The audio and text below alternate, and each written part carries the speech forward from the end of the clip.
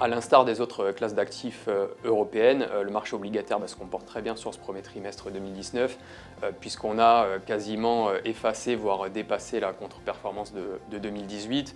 À titre d'exemple, on est quasiment à 5,5% de performance sur le high yield en euros et à environ 4% sur l'investment grade. Il y a, selon nous, trois facteurs qui expliquent un petit peu ce retournement de tendance par rapport à la fin d'année 2018.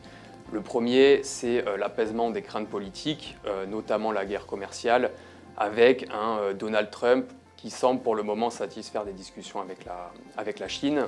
Le deuxième facteur, c'est en fait la prise de conscience que le ralentissement de la croissance sur la fin du dernier trimestre 2018 a été exagéré. Et en fait, on se rend compte que même s'il y a un ralentissement du secteur industriel qui est dû à la guerre commerciale, il y a la croissance interne qui vient un petit peu prendre le relais, et ça c'est dû à la baisse du chômage, notamment en Europe, qui est au plus bas depuis 10 ans, et à l'augmentation des salaires. Enfin, le dernier facteur, c'est les banques centrales qui sont redevenues proactives et qui réadaptent leur discours à la conjoncture économique. Et ça a impacté directement les taux d'intérêt qui sont revenus en territoire négatif, première depuis 2016 sur le 10 ans allemand, et qui aujourd'hui naviguent autour de 0%. Donc en fait, un petit peu tous ces facteurs sont très positifs pour les marchés risqués, et notamment pour le marché obligataire. Salamandre au rendement, c'est un fonds flexible obligataire.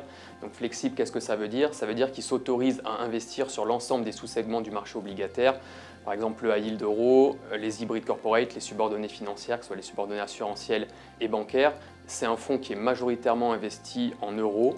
Et c'est un support qui est structurellement diversifié pour éviter les risques idiosyncratiques, avec un poids des émetteurs qui ne dépasse pas 2% en portefeuille.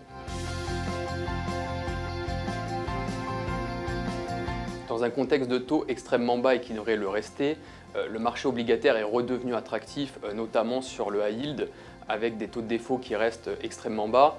Et donc, investir dans Salamandre euro rendement, c'est revenir sur le marché obligataire de manière flexible, sans se couper de certains sous-segments, notamment les subordonnées financières.